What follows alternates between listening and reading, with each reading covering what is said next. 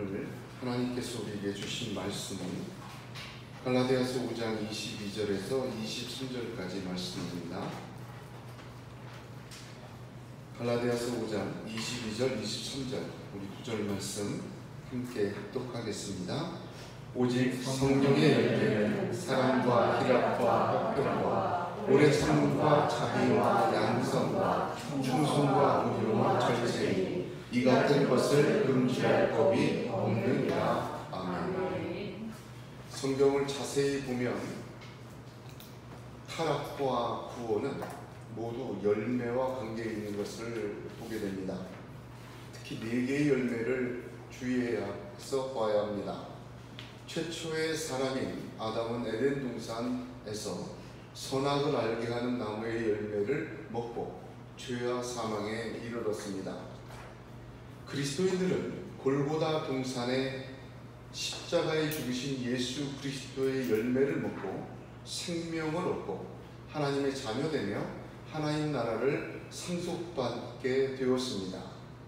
이제 그런 유업을 이을 자된 그리스도인들은 구원받은 후에 이 땅에서 성령의 열매를 맺어야 합니다.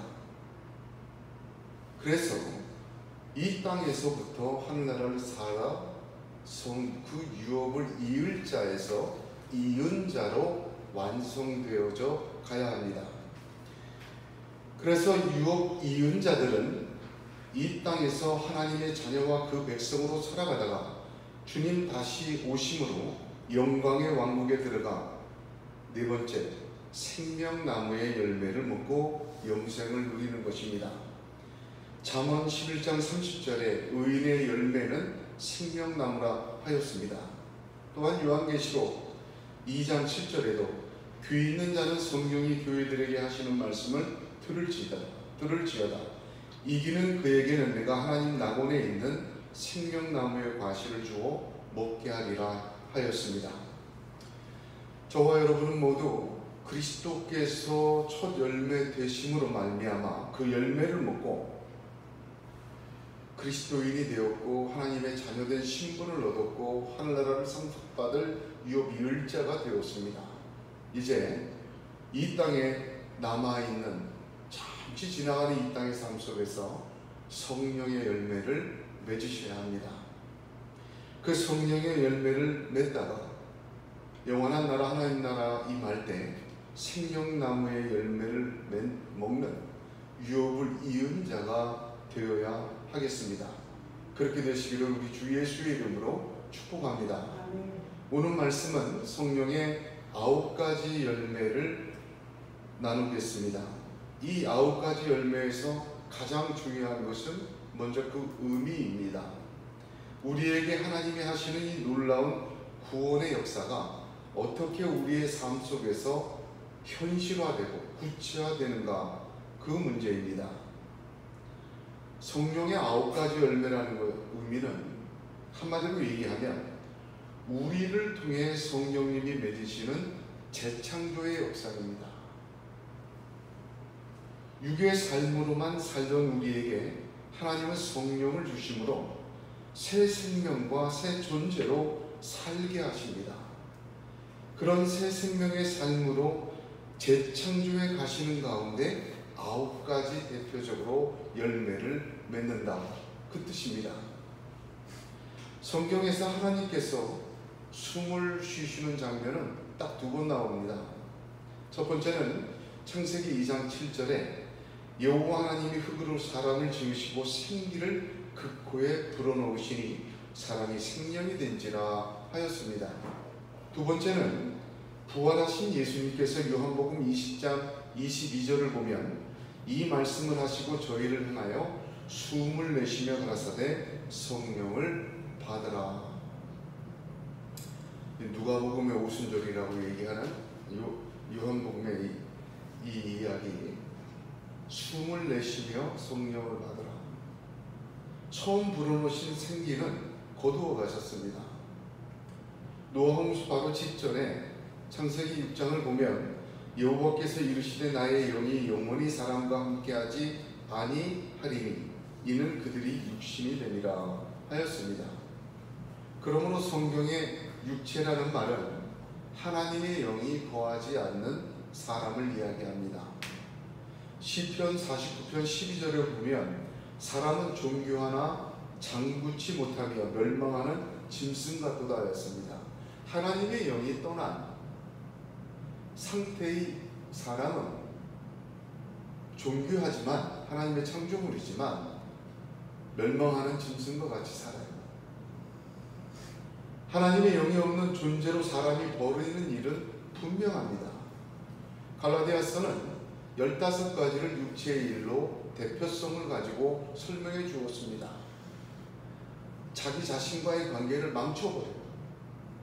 자기와 세상과의 이웃과의 관계를 망쳐버려요. 자기와 하나님과의 관계를 완전히 망쳐버려요. 그 결국은 멸망에 이르는 것입니다. 그러나 하나님의 영이신 성령을 다시 주셨습니다. 그리스도 예수께서 십자가에서 죽으시고 부활하신 후에 숨을 내어시며 그 하나님의 영을, 거두어 가셨던 영을 다시 그리스도인들에게 불어넣으신 것입니다. 그래서 요한복음 14장 16, 17절에 내가 아버지께 구하겠으니 그가 또 다른 보혜사를 너희에게 주사 영원토록 너희와 함께 있게 하리니 저는 진리의 영이라. 세상은 능히 저를 받지 못한다 하였습니다. 세상은 받을 수가 없습니다. 그리스도 예수의 피가 없으면 못 받아요. 이는 저를 보지도 못하고 알지도 못합니다.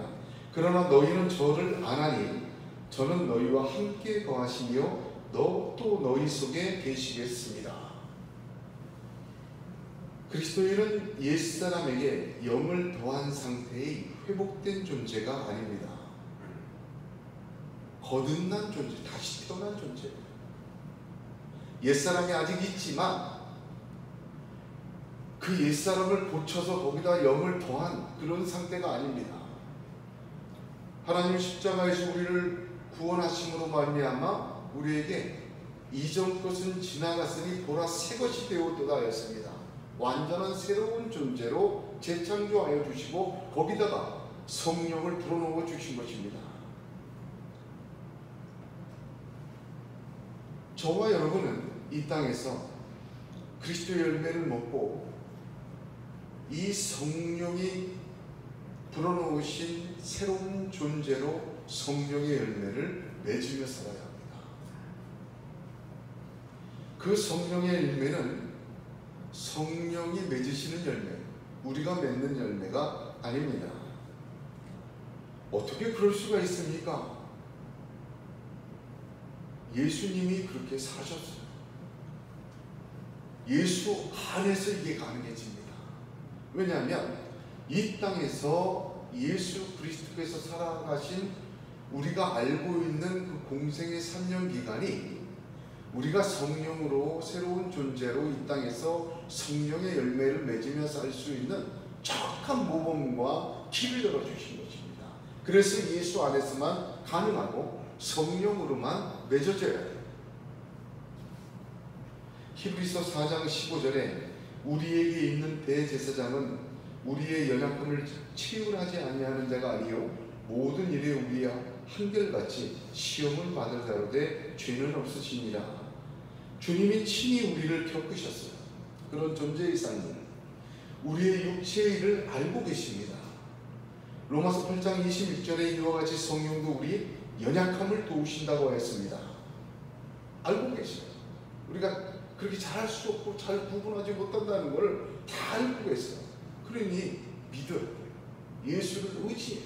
예수 안에 있어요. 그게 길입니다.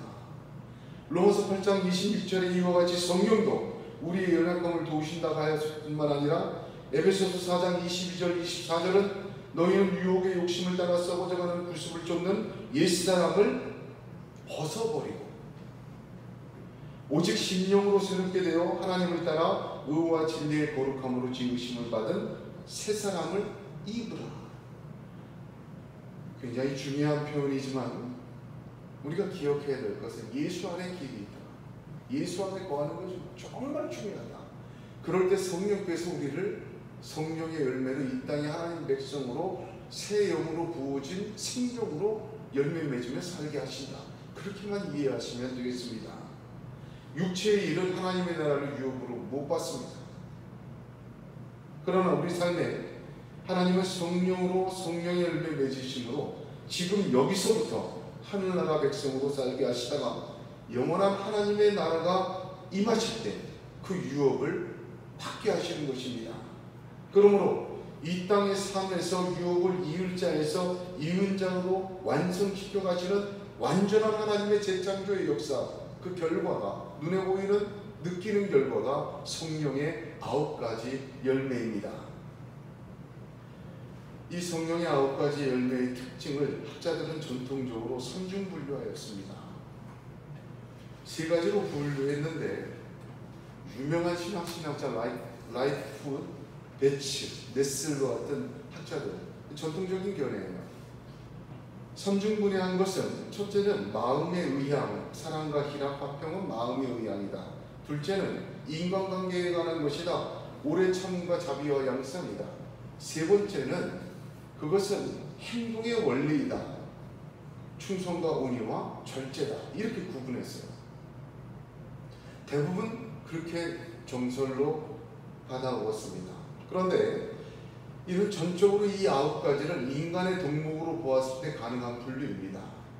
기독교 윤리적인 측면에서, 도덕적인 측면에서 보았을 때 이 3중 분류는 유효합니다. 여기에 핵심이 있어요.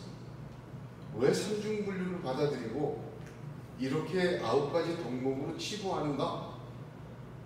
그 분류를 사람에게서 출발했기 때문에 그렇습니다. 특히 신약 성경의 언어인 이 히브리어, 헬라어, 그리스어는 그리스어를 분해함으로 9가지를 설명했어요. 여기 나오는 9가지 열매는 상당 부분 플라톤, 아리스토텔레스 등 수많은 철학자들이 해설하고 사용을 한 단어이기도 합니다. 그래서 이 단어 하나하나를 풀어가면서 주로 그들의 용어 정의를 참고했어요. 아리스토텔레스, 플라톤, 소크라테스가 풀어놓은 용어 정의들과 가치들을 이 언어 속으로 갖고 들어왔어요.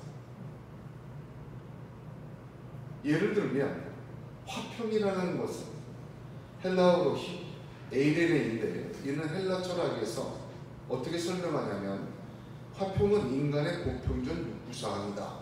그렇게 정의했어요. 상당히 많은 내용이 있죠. 스토아파는 이를 육체의 고통과 정신의 욕심의 부재라고 정의하였습니다.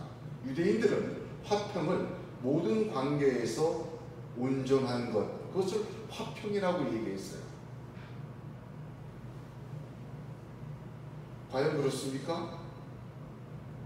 온유라는 단어 역시 아리스토텔레스는 지나친 분노와 성내지 못함 사이의 중용이라고 정의하였어요. 특히 절제는 소크라테스가 이를 아주 중요한 덕목으로 보고 플라톤은 그의 윤리학에서 가장 중심 주제로 이것을 붙들어 절제를.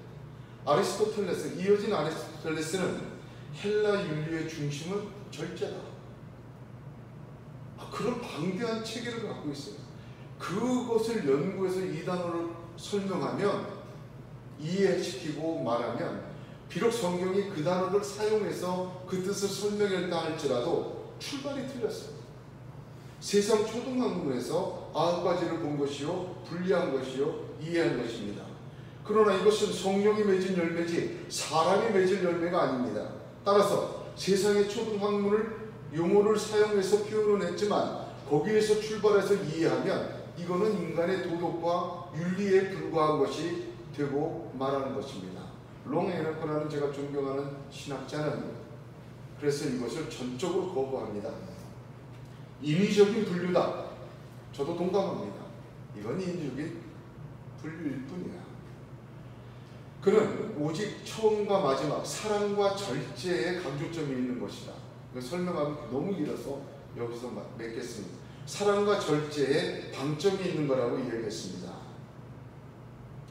여러분, 성령의 9가지 열매가 그리스도인들이 스스로 맺어가는 윤리적이고 도덕적인 삶의 목표이거나 우리가 가능하게 맺을 수 있는 그러한 가능한 어떤 행동의 결과라고 생각하면 큰 오산입니다. 이 9가지 열매는 전적으로 성경의 맥락에서 보아야 합니다. 하나님께서 4가지의 열매로 구원을 이루시는 비유를 알게 하신 그 맥락 속에서 보아야 한다는 말입니다. 그것은 재창조입니다. 이 땅에서 하나님의 생명으로, 하나님 주신 생명의 생명으로 살아가는 사람들에게 나타나는 재창조의 열매, 성령의 주인된 열매, 그 속에서 보아야 한다는 것입니다. 그렇게 볼 때 우리는 성령의 9가지 열매를 통하여 3가지 그 의미를 이해할 수가 있습니다. 그 맥락 속에서 보면 첫째로 성령의 열매는 9가지 열매는 관계적이라는 것에 의미가 있습니다. 오늘 본문을 보면 이와 같은 것들, 똑같죠? 육체의 일들과 이런 것들 대표성을 말합니다. 성령의 열매 전체를 말하는 것이 아니라 성령의 열매의 대표적인 것들이 9가지다. 인위적인 시각으로 사람에게서 출발하면 오해합니다. 사람이 지켜내는 윤리적이고 도덕적인 덕목으로 보아서는 안 됩니다. 성령으로부터 출발해야 돼요.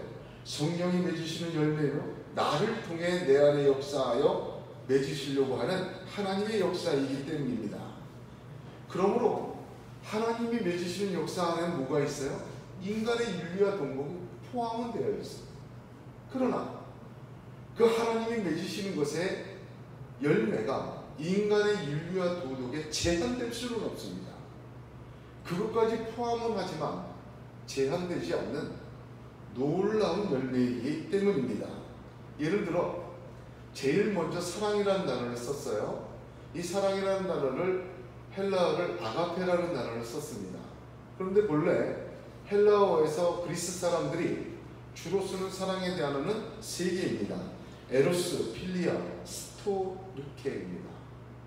인간적인 우정, 육체적인 사랑, 변할 수 없는 부모 자식 간의 어떤 그런 사랑, 다 이 3단어로 표현했어요. 아가페라는 단어는 당시에 별로 쓰지 않는 단어였습니다.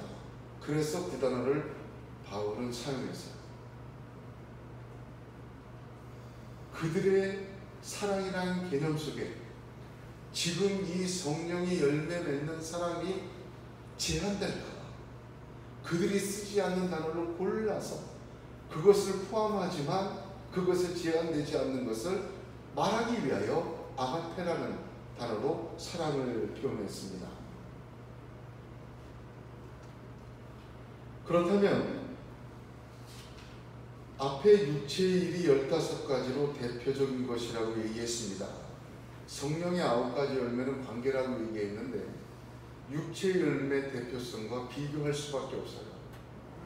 육체의 열매 15개는 결국 나와 나 자신을 파괴하고 나와 이웃을 파괴하며 나와 하나님을 파괴하여 완전한 멸망에 이르게 하는 것이라 말씀드렸습니다.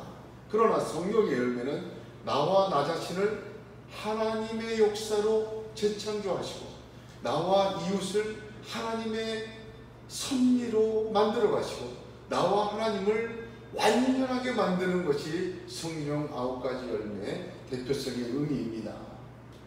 그러고 보니까 사랑과 희락과 화평은 나와 나 자신의 관계 속의 열매더라고. 오래 참음과 자비와 양선은 남에게 베푸는 거예요.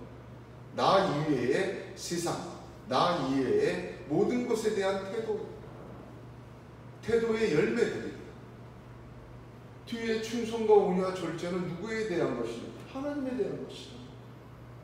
하나님에게 충성해라. 믿음과 똑같은 단어니 충성은 피스티스. 원래 믿음이란 단어는 충성이었습니다. 하나님에 대해서 충성하고 하나님에 대해서 온유하고 하나님에 대해서 절제하는 것. 이 3가지만 하나님에 대해서 할 수 있어도 어마어마합니다. 여러분, 우리 나 자신과 내가 사랑과 희락과 화평이 내 속에 나의 관계 속에서 맺어진 어마어마합니다. 나와 타인 세상의 관계가 오래 참음과 자비와 양선으로 맺으면 좀 퍼펙트합니다. 근데 그렇게 할 수가 없어요. 정말 어려워요. 사람의 힘으로 불가능합니다. 아무리 노력해도 이거는 불가능해요. 누가 할 수 있는 거예요? 성령께서 하신다.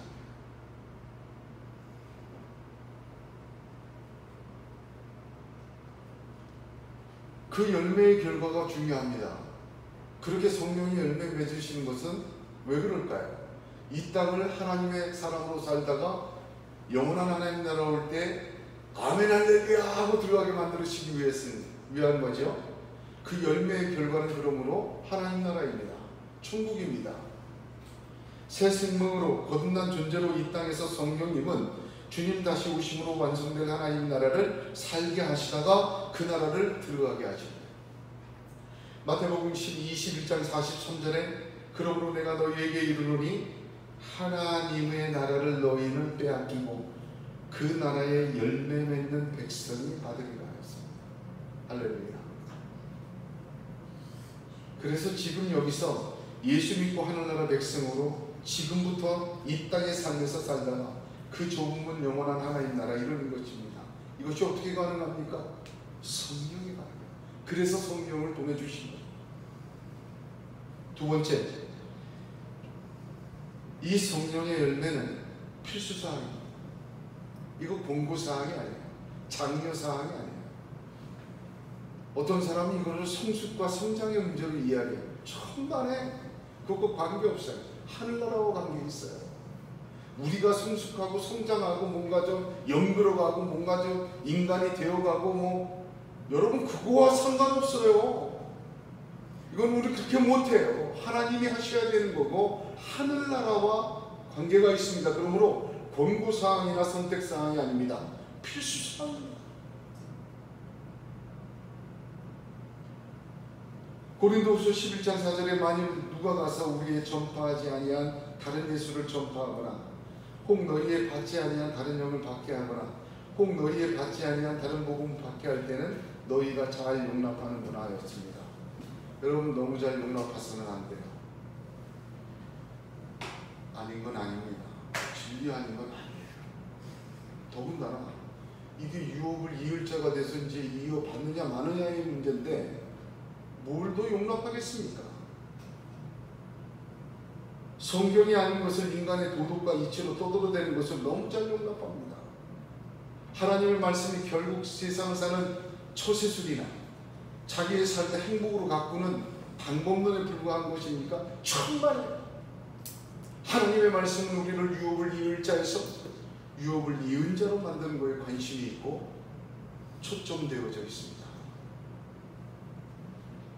여러분 그러나 그럼에도 불구하고 우리는 발전 과정 중에 하나일 수도 있다라고 생각합니다.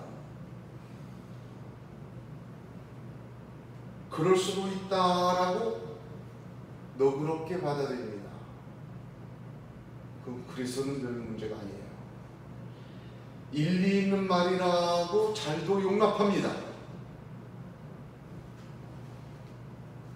성령의 열매는 필수사항, 하나님 나라를 받느냐 못 받느냐 그 문제입니다.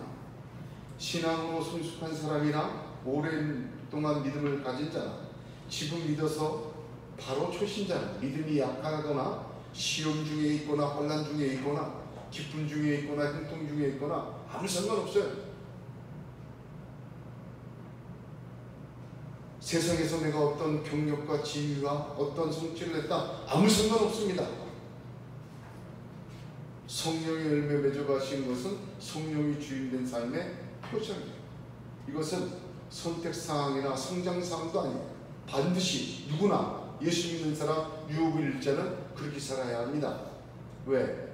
유업을 이은 자가 되기 위해서입니다. 특수한 몇몇 신앙인이 누리는 전유물도 되어서는 안 됩니다. 이런 9가지 열매는 정말 영적인 사람, 충만한 사람은 그리스도의 모두가 맺어야 돼요. 그런 열매를 맺어가시는 성령님에게 전적으로 의지하고 믿음으로 순종하며 성령에 의한 삶 사시기를 주님의 이름으로 축복합니다. 바울은 빌립보서 3장에서 내가 여러 번 너희에게 말했거니와 이제도 눈물을 흘리며 말하느니 여러 사람들이 그리스도 십자가의 원수로 행하느니라. 저희의 마침은 멸망이요 저희의 신은 배요. 그 영광은 저희의 부끄러움에 있고 땅의 일을 생각하는 자라 오직 우리의 시민권은 하늘에 있는 자라 거기로서 구원하는 자 곧 주 예수 그리스도를 기다리노니 그가 만물을 자기에게 복종케 하실 수 있는 자의 역사로 우리의 낮은 몸을 자기의 영광의 몸의 형체와 같이 변케 하시리라 하였습니다. 아멘. 구원받은 성도들에게 하신 말씀입니다. 유업을 이을 자 그 놀라운 선물을 받고 십자가의 원수로 행해서는 안 되겠습니다. 육체의 일입니다. 그것은 멸망이에요. 끝이. 여기 빌립보서에서는 제일 먼저를 그들의 신은 배요라고 합니다.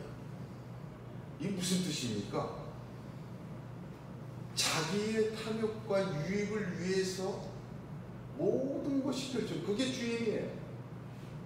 예수 믿으면서도요, 나한테 뭐가 떨어질 게 있는가 없는가, 내 유익이 되냐. 완전히 믿음 생활은 세상적이에요. 너무나도 많이 봤습니다. 두 번째는 부끄러워요. 그 영광이. 부끄러워도 좋아. 자기 영광만 받으면 돼 하고 나서는 사람들 너무 많아요. 여러분, 이런 거 용납해서는 안 됩니다. 남들은 몰라도 나 자신에게서는 용납해서는 안 돼요. 부끄러울 줄은 몰라요. 그렇게 악착같이, 그렇게 세상적으로, 그렇게 잔인하게, 그렇게 모렴치하게 차지해서 누리고 남을 조종하려고 하고 떠들어댑니다. 다들 보고, 야, 하나님이 하셨다고 해요? 부끄럽지. 속으로 욕하잖아. 다. 우리 다 알잖아. 아이, 그래, 가져서도 참 예수 믿고도 저렇게 사는구나. 아이고, 교회에서도 저러나. 부끄러운 영광이에요. 이거 작은 문제가 아닙니다. 땅의 일만 생각해요. 제가 너무 강하게 설교하는 것 같다 그래서, 제가 저 설교를 모니터에 보면 너무 강하게 하는 거 아니야. 늘 매주 이렇게 반복합니다. 그러나 어쩔 수 없는 게, 유업을 이을 자가 있느냐 못 있느냐 이 판국에 지금 뭘 가리겠습니까? 우리 다 천국에서 하나님 나라 백성으로 봐야 되지 않겠습니까?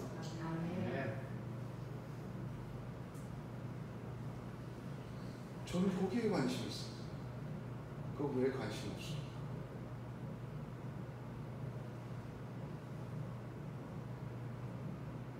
우리의 낮은 몸을 자기 영광의 몸의 형체로 변케 하신 예수님을 찬양합니다. 바울이 그래서 그 다음에 무슨 얘기를 합니까? 그러므나 무엇이든지 내게 유익하던 것을 내가 그리스도를 위하여 다 해로 여길 뿐더러 또한 모든 것을 해로 여김은 내 주 그리스도 예수를 아는 지식이 가장 고상함을 인함이라. 내가 그를 위하여 모든 것을 잃어버리고 배설물로 여김은 그리스도를 얻고 그 안에서 발견되가 아니니 내가 가진 은혜를 율법에서 난 것이 아니요 오직 그리스도를 믿음으로 말미암은 것이니 곧 믿음으로 하나님께로서 난 의라. 아멘. 할렐루야. 예수 외에는 배설물로 여길 수 있는 믿음이 어떻게 생길 수 있을까? 이 정도 전 말씀을 읽으면서도 항상 궁금했어요. 어떻게 그럴 수 있을까? 가치를 알아보면 그럴 수 있더라고요. 가치를 알아보면. 남들의 눈에 보기에는 이 개밥 그릇인데 골동품 주인의 눈에 보이면 이게 상감청자예요. 가치를 알면요 달라집니다. 아무리 뭐 저거 하지 마라 이거 하지 마라 해봐야 소용없어요. 하나를 발견해야 이 세상 나라가 얼마나 악한 것인지, 이 세상은, 나의 나라는 이 세상의 나라에 같지 않다고 주님 말씀하신 것을 깨닫게 됩니다. 그러므로 성령의 열매를 맺어가시고 그런 열매를 맺어가시는 속에서 세상의 육체의 열매 던지게 됩니다. 왜? 필요 없으니까. 다른 못 주고 있으니까. 함께 담지도 못하니까. 누가? 깨끗한 아주 귀한 음식 그거를 쓰레기랑 같이 섞어 놓겠습니까? 당연히 따로 떼놓죠. 그거 들 손이 없어서 버리게 되지 않습니까? 가치가 다르기 때문입니다. 그래서 마태복음 13장 46절에 우리 주님은 극히 값진 진주 하나를 만나면 가서 자기의 소유를 다 팔아 그 진주를 사는 자가 천국을 만난 자라고 이야기합니다. 천국 만나기 시작하면요, 세상 것 놓게 돼요. 왜? 그거 붙들 가치가 없어. 배설물로 여길 수 있을까? 그래서 우리 성도님들이 하루하루 살 때마다 의식과 무의식 속에서, 저 그렇게 기도해요. 의식과 무의식 속에서라도 하나님의 나라를 만나게 하여 주옵소서. 또 자꾸 놓게 되는 거예요. 비교할 수가 없어요. 비교 불가합니다. 세 번째로 성령의 9가지 열매는 주님의 팔복의 말씀과 동일합니다.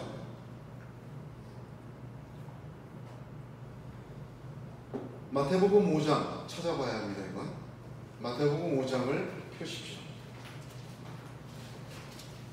마태복음 5장 1절에서 12절까지가 팔복의 말씀인데, 심령이 가난한 자부터 시작하여 의를 위하여 박해를 받는 자까지 모두 8번이에요. 이게 팔복이라고 합니다. 그러니까 일반적으로, 즉 어떠한 자를, 사람을 중심으로 보면 팔복이에요. 그러나 마태복음 5장 1절에서 12절까지 팔복이라고 붙여져 있지만 복이 있다는 말은 9번 나옵니다. 한번 찾아보겠습니다. 8번째는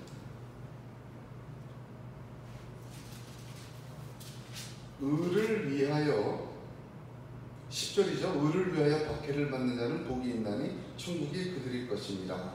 이 8번째예요. 그러나 11절 보세요. 나로 말미암아, 의를 위하여가 아니라 나로 말미암아, 이게 9번째입니다. 헬라어 원문을 보면 이 원문에는 마카리오이, 복이 있다, 이것부터 시작해요. 마카리오이, 복이 있다, 그 다음에 심령이 가난한 자, 이렇게 됩니다. 그럼 마카리오이가 9번 나옵니다. 그래서 학자들은 팔복의 말씀이 아니라 구복의 말씀이다, 그렇게 정의하는 분도 상당히 많습니다. 성령이 왜 열매를 대표성으로 9개를 보여줬을까? 제가 굉장히 궁금했어요. 9이라는 왜 9개만 했을까? 육체는 15개인데 성령은 왜 9개일까? 산상수훈의 구복의 말씀과 정확히 일치합니다. 자, 보세요. 처음에 심령이 가난한 자가 복이 있다고 해놓고 뭐죠? 그 다음 처음이 천국이라고 얘기합니다. 그리고 마지막 8번째, 9번째도 뭐라고 얘기하죠? 천국이 그들 거예요. 그러니까 이 팔복, 구복은요, 천국에서 시작해서 천국으로 맺어져요. 그럼 그 안에 6개, 7개, 천국에서 시작하고 천국으로 끝나는데 그 안에 내용은 뭐냐? 이 땅에서 성령의 열매를 맺고 사는 삶, 다시 말하면 이 땅에서 천국을 누리며 사는 삶의 내용들을 보여주고 있는 거예요. 그러므로 땅을 기업으로 얻고 배부르고, 땅을 기업으로 얻는다는 것은 아브라함의 영원한 복이에요. 유업을 이을 자가 이 땅에서 누리는, 배부르고 궁일이 여김받고 하나님을 보고 하나님의 아들로 일컬음받고 하늘의 상을 받고, 이 모든 게 성령의 9가지로 성령의 주인돼서 맺어지는 이 땅의 하나님의 사람의 사람들 속에서 나타난 것들이에요. 어디에 있어요? 모세오경에 다 있어요. 이거 이렇게 살았어요. 그 시작과 마지막 결론은 뭐예요? 천국이에요. 하나님 나라의 삶을 하나님의 자녀로 이 땅에서 사는 사람들이 받는 복을 얘기한 겁니다. 그건 어떻게 가능해요? 갈라디아서 5장 22, 23절 성령으로만 가능한 거예요. 그럼 성령이 왜 그렇게 복을 주시고 열매를 맺게 하세요? 그리스도 예수의 십자가의 구원은 은혜의 선물입니다. 그 선물로 우리는 구원받았고 하나님의 자녀가 되며 하나님 나라를 유업을 이을 자의 상속자가 되었어요. 유업을 이을 자, 신분과 자격을 얻었어요. 그런 신분과 자격을 얻은 사람이 유업을 이은 자, 완전한 하나님의 나라로 들어가게 하시기 위하여 성령을 보내신 거예요. 그래서 이 땅에 100년도 못 사는 인생의 삶을, 그 짧은 이 시간의 삶을 성령께서 하나님의 새로운 존재로 살며 이 땅을 하나님의 나라로 살아나고 열매 맺게 하셔요. 그래서 하나님 나라로 옮기세요. 자, 그 과정이 주님의 말씀하신 구복의 말씀과 정확하게 일치합니다. 그도 그럴 것이 성령의 첫 번째 열매가 사랑, 희락, 화평이죠. 자기 자신과 맺는 열매라고 말씀드렸어요. 자기 안에 하나님 나라가 임하는 거예요. 하나님의 통치가 임하는 거예요. 사랑, 희락, 화평이 내 안에 임하는 하나님 나라예요. 심령이 가난한 자예요. 무슨 말인지 아시겠죠? 의에 줄이고 목마른 자예요. 내 안에 이루어지는 하나님의 나라입니다. 제가 한 주 동안 늘 묵상하고 기도하면서 가난하다는 게 사랑과 어떤 연관이 있을까? 제가 언젠가는 이걸 한번 쭉 풀어서 말씀 나누고 싶더라고요. 그 정도로 참 너무 감사하더라고요. 여러분, 정말 사랑이라는 거 가난해서 출발하더라. 부모하면서 출발하죠. 없어야 사랑합니다. 내가 없어야 사랑합니다.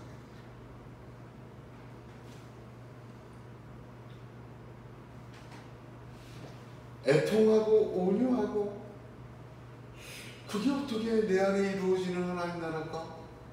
가난하고 애통하고 온유하는 거 하나님의 나라에 사랑과 희락과 화평이 없으면 가난하고 애통하고 온유할 수 없어요. 절대 못합니다. 화평케 하는, 그 다음에 두 번째 오래 참음과 자비와 양선, 나와 세상의 관계인데, 긍휼히 여기는 자, 의를 위해 핍박을 받는 자, 애통하는 자, 긍휼히 여김을 받고 위로받고 천국이 그들의 것이다. 세 번째, 충성과 온유와 절제, 하나님께 대한 것이죠. 마음이 청결한 자가 하나님을 보게 되고, 예수로 말미암아 욕하고 박해하고 거짓으로 거슬러 악한 말을 들을 때 절제와 같고 천국의 sak이 큰 것입니다. 여러분, 단어는 틀려도 내용과 그 방향은 똑같아요. 그러니까 이 팔복 말씀, 구복이 뭐냐? 이 땅에 하나님 나라로 살아가는 존재, 그 사람이 받는 축복. 아브라함의 삶이 그랬어요. 이삭의 삶이 그랬어요. 야곱과 요셉의 삶이 그랬습니다. 다윗의 삶이 그리하였고 솔로몬의 삶이 그리하였어요. 여러분, 그러한 삶을 살다가 하나님의 나라에, 하나님의 도성에 거하는 것입니다. 헬라어 본문으로 이 마태복음 5장 8복, 9복을 보게 되면요, 우리 성경과 어순이 달라요. 마카리 5이 복이 있다. 그 다음에 뭘 시작해요? 누가? 심령이 가난한 자가. 그 다음 세 번째로 뭘 얘기해요? 그 내용을 얘기해요. 천국이 그들의 것이다. 이게 원문의 순서예요. 복이 있다. 누가? 무엇을? 이게 본문의 순서예요. 그러나 우리 성경에 지금 보면 심령이 가난한 자는 복이 있다. 천국이 그들의 것이다. 해서 조건절로 이해가 됩니다. 심령이 가난한 자가 복이 있는 건 맞지만 복이 있어서 심령이 가난하게 되는 거예요. 이건 완전한 큰 차이입니다. 내가 가난하면 천국이 내 것이라고 생각하게 되는 조건절이 아니라 복이 있는 자가 심령이 가난한 상태예요. 그 얘기입니다. 그건 엄청난 차이입니다. 천국을 받는 근거가 우리 자신에게는 없어요. 심령이 가난한 내 조건이 천국을 수여받는 당연한 것이 아니에요. 만약 그렇다면 이 어순대로 조건절이라면 복이 있다라고 하니 아니라 상이 있다라고 말을 바꿔야 돼요. 심령이 가난한 자는 상이 있을 것이요 천국이 받을 것이다. 이렇게 가야 됩니다. 원문대로 하면 복이 있다. 심령이 가난한 자체가 복입니다. 그로 말미암아 천국을 받게 되는 거예요. 성령이 우리로 말미암아 우리 안에 천국을 이루시고 우리의 삶 가운데 나 자신과 나와 세상과 나와 하나님과 하나님의 통치로 성령으로 맺어지어 갈 때 우리는 복이 있는 상태예요. 구원이 선물인 것 동시에 재창조 역시 선물입니다. 새 생명을 주시고 자녀되고 유업을 이을 자가 된 것도 선물이지만 유업을 이은 자가 되고 하나님의 백성으로 완성되는 것 역시 선물입니다. 누가 하시는 것입니까? 하나님의 역사로, 성령의 역사로만 가능한 것이기 때문입니다. 시편 1편은 복 있는 사람은 이렇게 시작하죠. 시편은 150편은 시편 1편이 총 주제예요. 150편 전체의 주제가 시편 1편입니다. 그 시편 전체의 주제가 뭐예요? 복 있는 사람이에요. 맨 마지막에 뭐 150편 맨 마지막은 뭐죠? 호흡 있는 자는 찬양할지어다. 결론이에요. 시편 1편 복 있는 사람이 시편 150편 전체의 주제인데 복 있는 사람은 하고 시작하잖아요. 옹호하는 자리에 앉지 않고 죄인에게 서지 않는 자가 복 있는 게 아니에요. 복 있는 사람은 그러지 않아요. 시냇가에 심기운 나무와 같이 시조를 찾아 열매를 맺는데 주야는 말씀을 묵상하고 하나님 안에서 살아요. 그 복 있는 거예요. 그게. 그럼 어떤 의미일까요? 저는 기도할 때 지금 시편 기도를 지금 6번째 하고 있는데 시편 계속 기도하는 거예요. 6번째 하고 있는데 시편 기도를 하다 보면 어떤 게 되냐면 천국을 살려고 몸부림치는 거예요. 하나님 가만두질 않아요. 나를 정확한 것들이 막 찢기고 나를 사랑하고 하나님 그러나 저도 욕심이 많고 이렇게 타락했어요. 말같게 나를 좀 씻겨주세요. 그러다가 기부업하는 거예요. 맨 마지막에 뭐라 하나님 나는 할 수 없습니다. 천지는 다 하나님이 창조하셨습니다. 하나님만이 나의 소원이십니다. 하나님 나를 역사해 주세요. 내가 이끄는 내 인생은 아무 소용없습니다. 하나님 나를 축복해 주세요. 하나님으로 인하여 사는 것이 진정한 복이요. 그래서 하나님 한 분만 찬양받으실 분이십니다. 그 시편이더라고요.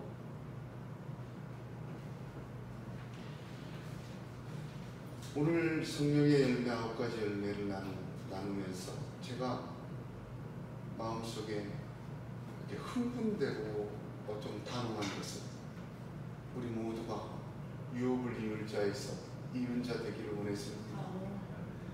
이은 자 되는 것은 선택사항이나 이건 성장사항이 아니에요. 다른 것은 잘도 용납합니다. 그러지 말아야 합니다. 하나님 나라를 이은 자, 성경의 그 위대한 하나님의 사람들처럼 하늘나라 성경책에 기록되는 저와 여러분이 되기를 주님의 이름으로 축복합니다. 기도하겠습니다.